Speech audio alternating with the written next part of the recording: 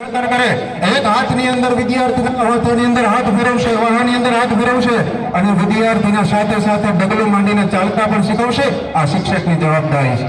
આ જવાબદારીમાંથી શિક્ષક ક્યારેય મુક્ત ના થઈ શકે. એક સાચો શિક્ષક. શિક્ષકની અંદર ત્રણ શબ્દો છે મિત્રો. જુઓ, શિક્ષા, ક્ષમા અને કલા. આ ત્રણ ગુણનો સમન્વય, એનું નામ શિક્ષક. શિક્ષા એટલે શું? માત્ર દંડ નહીં. શિક્ષા એટલે બાળકને જીવન જીવતા શીખવવું, આનું નામ શિક્ષા. શિક્ષા એટલે માત્ર ચોપડીયું જ્ઞાન નહીં, બે પુઠાની વચ્ચે હોય એ જ આપણે આવડે, આનું નામ શિક્ષા નથી. બીજું ગુણ છે ક્ષમા.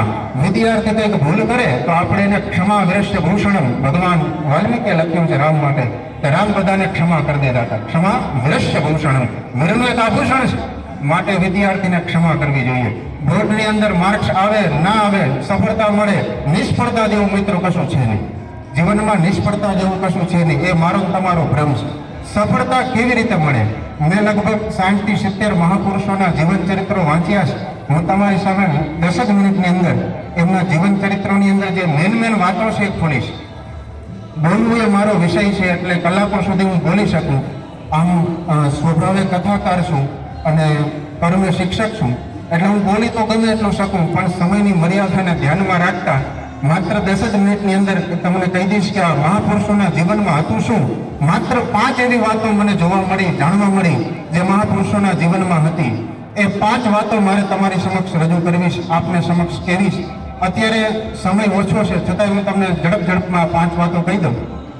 5 સૂત્રો મને જાણવા મળ્યા સ્વામી વિવેકાનંદથી શરૂ કરી અને આપણા સામાન્ય શિક્ષકના જીવનમાં જે સફળ છે એવા શિક્ષક આપણા રાજકોટના જ એક ગણિતના મહાન શિક્ષક, તમે બધા જેના નામથી કદાચ પરિચિત હો કે ના હો મને ખબર નથી.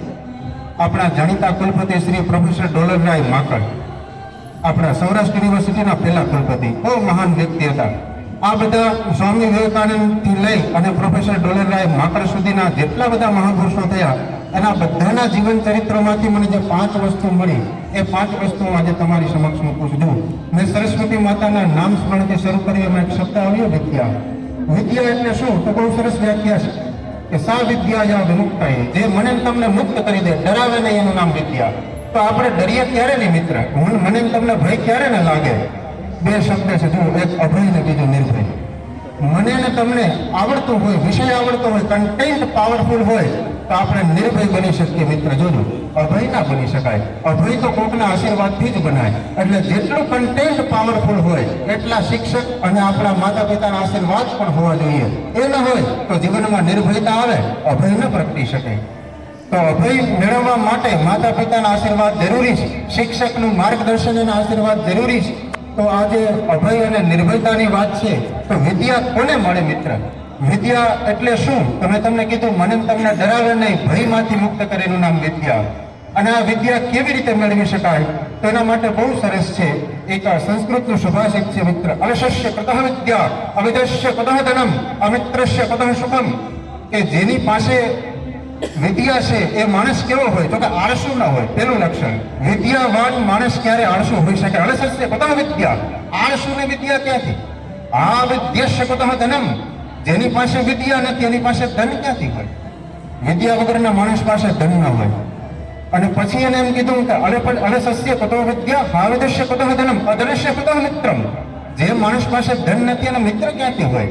અમિત્રસ્ય કતઃ સુખમ. અને જેની પાસે મિત્ર નથી એ માણસને સુખ ક્યાંથી હોય? તો આપણે વિદ્યાથી લઈ અને સુખ સુધીની યાત્રા આળસ ન હોય ને એ જ માણસ કરી શકે. તો વિદ્યાર્થી જીવનનું સૌથી મોટામાં મોટું જો કોઈ હડલ્સ હોય, જો કોઈ નડતરરૂપ પાયો હોય તો એ બંધન છે આળસનું. વિદ્યાર્થી આળસુ ન હોવો જોઈએ. એક બહુ સરસ મજાનું સૂત્ર છે, વિદ્યાર્થી નામ કતઃ સુખઃ, સુખાર્થી નામ કતઃ વિદ્યા. કે જ્યારે વિદ્યાર્થી જીવન તમે પસંદ કર્યું છે, વિદ્યાર્થીનો મિત્ર અર્થ જે થાય છે, વિદ્યાનો અર્થ જાણે છે, એને વિદ્યાર્થી કહેવાય. જે વિદ્યાર્થી છે સુખની અપેક્ષા ના જ કરી શકે, મારે વાંચવા માટે અલગ રૂમ જોશે, રાત્રે આ જ પ્રકારની લાઇટ જોશે, સરસ મજાનું બિસ્તર જોશે સુવા માટે, લખવા માટે આ જ પેન જોશે, આ વિદ્યાર્થીના લક્ષણો નથી. આ માતા પિતાને આર્થિક રીતે, સામાજિક રીતે, માનસિક રીતે માણસો ભાંગે નાખે છે કે આ બોલપેન હોય તો હું લખી શકું, આ પોઈન્ટ વાળી જ પેન જોઈએ. એ તમારા હાથ ઉપર આધારિત છે, તમે કેવું લખો છો. બોલપેન ઉપર આધારિત નથી, બ્રાન્ડ ઉપર આધારિત નથી. આ કપડા હોય તો જ સ્કૂલે જઈ શકાય, આ ટી શર્ટ હોય તો જ પ્રસંગમાં જઈ શકાય, લેવિસના જ શૂઝ જોઈએ, ડેનિમનું જ પેન્ટ જોઈએ. આ માનસિક રીતે માતા પિતાને તોડી નાખનારું પરિબળ છે.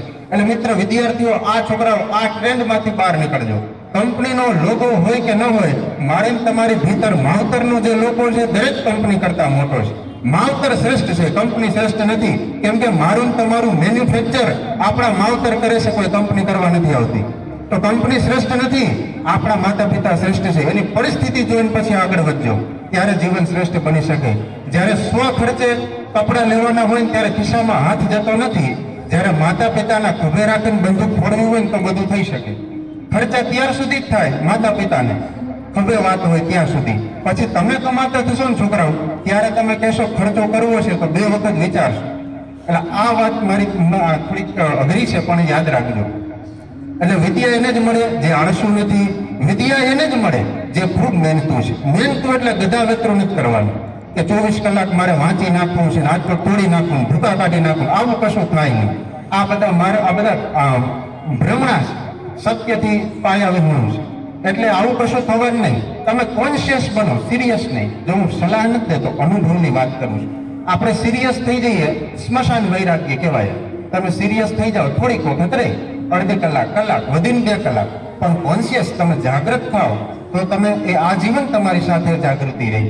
તો કોન્શિયસ થજો, સિરિયસ થવાની જરૂરિયાત નથી. ચોપડાનો થપ્પો કરીને વાંચવાના બેસાય, સિલેક્શનમાં જ અઘરું પડે કયું લેવું. એટલે આમ ઘણા લોકોને ટેવ હોય આમ બાહ્ય દેખાવ, ખોટો આડંબર. મેં આવા ઘણા વિદ્યાર્થીઓ, લગભગ દરરોજ મારી પાસેથી 500 થી 700 વિદ્યાર્થી નીકળે છે. એટલે મને લગભગ વિદ્યાર્થીઓ વિશે ખૂબ માહિતી છે અને બહુ નજદીકથી મેં વિદ્યાર્થીઓને માવતરને જોયા છે. આમ ચોપડાનો થપ્પો કરીને બેઠો હોય ભાઈ અથવા દીકરી દીકરા, એ પછી એમાંથી સિલેક્શન કરવું ને અઘરું થઈ જાય કે આમાંથી શું વાંચવું. અને છોકરાઓ, તમને ખાસ વાત કરું, જો તમે મારી વાત સાથે 100% સંમત થશો, આપણે વાંચવાનો નિર્ણય કરીએ ને ત્યારે જ એકી ને બેકી જ આવે. જો તમે જ્યારે વાંચવાનો નિર્ણય કરશો ને ત્યારે એકી લાગશે, બેકી લાગશે. રસોડાની અંદર જઈને આપણે ફૂંફોડશું. એટલે અત્યાર સુધી ભૂખ કેમ લાગે ભાઈ? તું હાવ નવરી બજાર હતો, આટા મારતો, ભૂખ કેમ ના લાગી? એકી બેકી કેમ ના લાગી? અને જ્યારે વાંચવાનો તમે સંકલ્પ જેવું મનમાં ઉઠે ને તરત એકી બેકી, તરત જમવાનું યાદ આવે. આવું કેમ થાય? તમે જરાક વિચાર કરજો. આ સાયકોલોજીકલ ટ્રુથ છે, દરેક બાળક સાથે થાય. આવું કેમ થતું હશે? તો એના મિત્ર, આ બધાથી બચવા માટે 5 સૂત્ર છે, હું તમને કહી દઉં. આળસ ન હોવી જોઈએ. બીજું, તમે સખત મહેનત કરવાની, ગધા વેતરો નથી કરવાનું. મહેનત દિશાની અંદર કરવાની છે, યોગ્ય દિશાની અંદર મહેનત કરવાની. મારે ગણિત વાંચવાનું, ગણિત વાંચવાથી નથી આવડતું, આ પેલું સૂત્ર છે. ગણિત ક્યારે વાંચવાથી ના આવડે. ગણિત ગણવાનો વિષય છે યાર, વાંચવાનો વિષય છે જ નહીં. ઘણા લોકો પલંગ ઉપર પગ લાંબા કરીને 2-3 ઓશિકા રાખીને આડા 2 ઓશિકા રાખે, જાણે સભાપતિ મહોદય પધાર્યા હોય.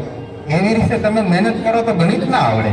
એ તો તમારે પરસેવો વળી જાય કે આ દાખલો નથી આવડતો, બાળક રડે કે આમ નથી આવડતું. અને આસુડા છે ને, એ જ સબૂત છે કે આપણી ભીતર એક આગ ધધકે છે, જે આસુડા સ્વરૂપે વહે છે. મને એમ થાય કે મને નથી આવડતું, એ આવડવાની શરૂઆત છે. એટલે એનાથી ડરશો નહીં. ના આવડે એને છોડવાનું નથી, એને પહેલા પકડવાનું છે. શા માટે નથી આવડતું? યાદ શક્તિ નબળી છે મિત્ર. એનો યાદ રાખો કે આપણો એનો વાત જ નથી. તમે ફોકસ પૂર્વક, ધ્યાનપૂર્વક કોઈ વસ્તુને જોવો એટલે યાદ રહી.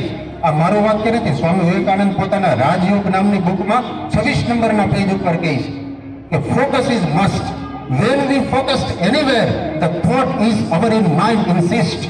આપણે જ્યારે કોઈ વસ્તુ ઉપર વિચાર કરીએ છીએ ત્યારે વિચાર આપણા બ્રેનની અંદર ઘૂસે છે અને વિચારની પ્રતિક્રિયા રૂપે, ફળ સ્વરૂપે એ યાદશક્તિ બનીને આપણા બ્રેનની અંદર, જેમ કમળના ફૂલ ઉપર પાણીનું બિંદુ છે એ મોતી જેવું લાગે, એમ એ યાદશક્તિનું બિંદુ આપણી ભીતર એવી રીતે રૂપાય છે કે આ જીવન એ મોતી આપણે મળી જાય છે.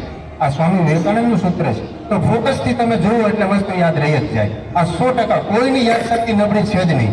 માત્ર જોવાથી જ આવડે છે છોકરાઓ. તમે ગમે એટલો પરિશ્રમ કરો, ઓબ્ઝર્વેશન પાવર જેનો મજબૂત હશે એ બાળકની યાદશક્તિ સારી હોવાની અને હોવાની જ, એમાં કોઈ શંકા નથી. તો પહેલું સૂત્ર છે છોકરાઓ, જુઓ, ટોટલ 5 સૂત્ર છે મહાપુરુષોના જીવન ચરિત્રના. પહેલું સૂત્ર છે મંત્ર, બીજું સૂત્ર છે સૂત્ર, ત્રીજું સૂત્ર છે ચિત્ર, ચોથું સૂત્ર છે નેત્ર. મંત્ર, સૂત્ર, ચિત્ર, મિત્ર અને નેત્ર. આ 5 સૂત્ર છે જે મહાપુરુષના જીવનમાં અમે જોયા છે. એમાં પેલું છે મંત્ર. મંત્રનો અર્થ છે મનનાથ ત્રાયતે ઇતિ મંત્ર. જે મને તમારા મનને એક ત્રાણ, એક બોજ, એક ગિરાવટથી બચાવે એને મંત્ર કહેવાય. આપણે જે પણ ઈષ્ટદેવને માનતા હોય, જે પણ ભગવાનમાં આપણી આસ્થા હોય, શ્રદ્ધા હોય, કોઈમાં ના હોય તો આપણા નામમાં આપણી આસ્થા હોય તો આપણું નામ માળા લઈને ફેરવા કરવું. ઓશો રજનીશે કીધું છે, એમાં કંઈ ખોટું નથી. પણ તમે જ્યારે કોઈ પણ વસ્તુનો જાપ કરો છો, કોઈ પણ વસ્તુ વિશે વિચારો છો જે પવિત્ર છે, એના વિશે વિચારો છો, તમારું મન બીજા વિચારોમાંથી મુક્ત થઈ અને કન્સન્ટ્રેટ થવા માટે તૈયાર થાય છે. આ પહેલું સૂત્ર છે. દરેક વિદ્યાર્થીના જીવનમાં એક મંત્ર હોવો જોઈએ. એ પછી કોઈ પણ દેવનો હોય, કોઈ પણ દેવી દેવતાનો હોય, તમારું ખુદનું નામ, આપણા મધર ફાધરનું નામ, જે કાંઈ હોય એ ચાલે. આપને ગમતા વ્યક્તિનું નામ હોય તો પણ એ મંત્ર છે, યાદ રાખજો. વારંવાર એને જપવાથી આપણી યાદશક્તિને એની અસર થાય છે. સમયનો અભાવ છે એટલે હું ટૂંકમાં તમને કહી દઉં. બીજું છે વિદ્યા મેળવવા પ્રાપ્તિ માટેનું સાધન, એનું નામ છે સૂત્ર. એક સૂત્ર આપણા જીવનમાં હોવું જોઈએ. મારા તમારા જીવનમાં જીવનને કેવી રીતે આગળ લઈ જવું, જીવનની દશાને દિશા કઈ રીતે આપવી.